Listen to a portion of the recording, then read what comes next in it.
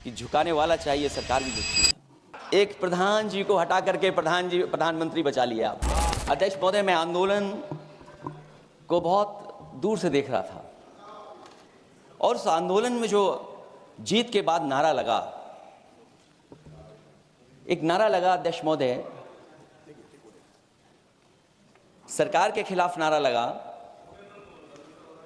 कि सरकार को ये अहंकार था कि सरकार झुकती नहीं है, लेकिन उन्हीं नई पीढ़ी के लोगों ने ये वो नारा दिया कि झुकाने वाला चाहिए, सरकार भी झुकती है। और सरकारों को झुकाना भी नौजवानों को आता है। सरकार झुकी और स्वीकार किया उन्होंने।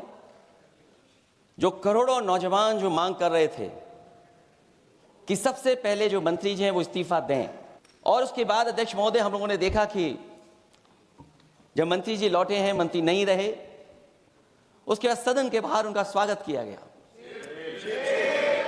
अध्यक्ष महोदय, जो स्वागत हुआ उसके लिए हमें कोई शिकायत नहीं है, लेकिन माननीय सदस्यों को कितनी बड़ी राहत मिली होगी, कितने बड़े संकट से बचाया उन्होंने। एक प्रधान जी को हटा करके प्रधानमंत्री बचा लिया आपने।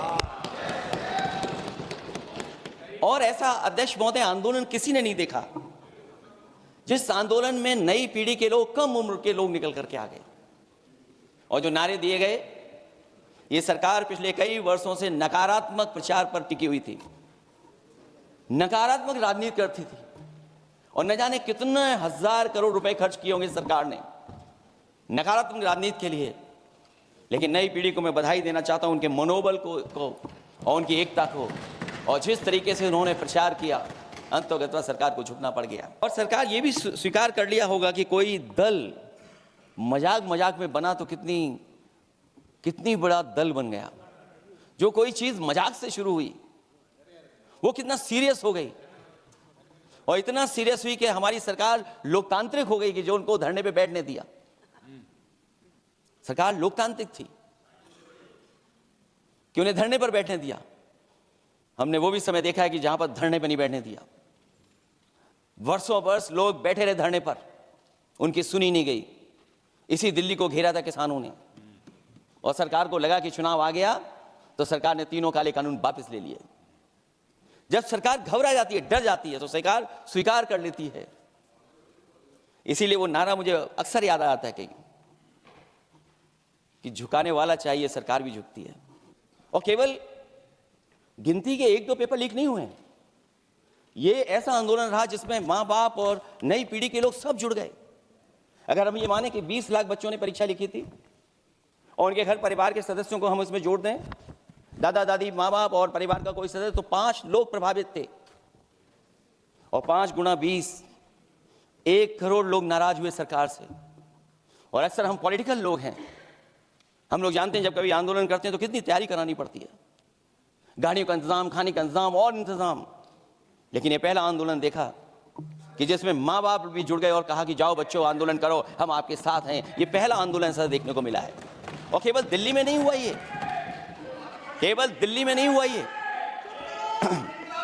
अगर ये बात गलत है, अगर ये बात अध्यक्ष महोदय गलत लग रही है, तो देश के होम मिनिस्टर साहब को ले आइए, वो सब एक्सप्लेन कर देंगे। पहला आंदोलन जिसमें माँ बाप ने साथ दिया, क्योंकि परीक्षा से कितना दुखी हैं लोग। ये जो परीक्षाएं लीक हुई हैं, कई महीनों पहले ये किताब बना दी थी। और अध्यक्ष महोदय, जो लोग चढ़ावा चोरी नहीं बचा पाए, वो पेपर लीक कैसे बचा पाएंगे? जो भगवान के दरबार से दान गायब हो गया, दान चला गया, वो लोग पेपर लीक बचाएंगे? किस कानून को, जो कानून पहले बनाया उसी कानून का संशोधन करके लेकर आए? किसकी आंखों में आप धूल झोंक रहे हैं? और अगर कानून से बच रहा होता तो भाजपा की 10 साल की सरकार में 20 परीक्षाएं कैसे लीक हो गई? 20 परीक्षाएं लीक हुई अध्यक्ष महोदय, जिसमें कोर्ट तक जाना पड़ा, उसके बाद परीक्षा रद्द हुई है। दरोगा भर्ती का पेपर लीक हो गया, जूनियर इंजीनियरिंग के भर्ती का पेपर लीक हो गया, ग्राम विकास पंचायत अधिकारी का पर्चा लीक हो गया, नलकूप चालक भर्ती का, यूपी टीईटी का परीक्षा लीक हुआ, और एक बार नहीं हुआ, 3 बार पेपर लीक हुआ यूपी टेट का।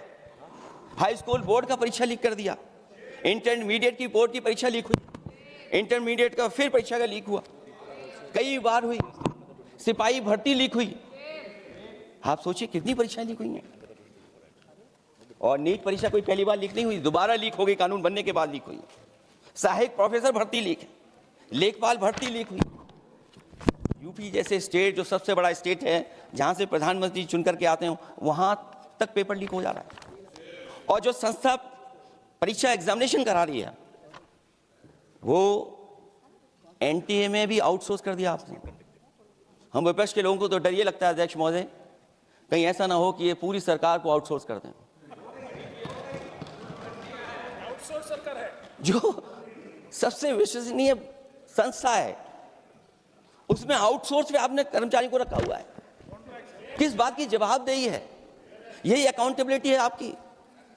कहीं अकाउंटेबिलिटी ये तो नहीं है, आप अकाउंटेबिलिटी को ये न कहीं समझ बैठे हो कि अकाउंट को भर दे वो एबिलिटी वाला ही हमें चाहिए? कहीं वो अकाउंटेबिलिटी तो नहीं है। आप बताइए, एनटीए को आउटसोर्स किया हुआ है आपने। जिस संस्था की जिम्मेदारी है महत्वपूर्ण परीक्षा कराने की, उसमें सब आउटसोर्स। और ये सच कहा कि कांग्रेस पार्टी के माननीय सदस्य ने मांग की है कि वो हम लोगों को पता होना चाहिए आखिरकार कौन लोग थे जो आउटसोर्स होकर के बैठ करके परीक्षा में इस तरह की घोटाला कर रहे थे। आखिरकार जवाबदेही क्या है, किसकी थी? और फिर केवल नीट की परीक्षा की बात करें और परीक्षाओं की बात करें, अगर हम अध्यक्ष महोदय, जब से सरकार बनी है तब से सरकार की कोशिश रही है कि शिक्षा, परीक्षा और यूनिवर्सिटी का ताना बाना पूरा ध्वस्त हो जाए, उसको एक रंगी बना दें हम, उसमें अंडरग्राउंड अनरजिस्टर्ड लोग शामिल हो जाएं। ये पिछले जब से भारतीय जनता पार्टी की सरकार आई है तब से हो रहा है।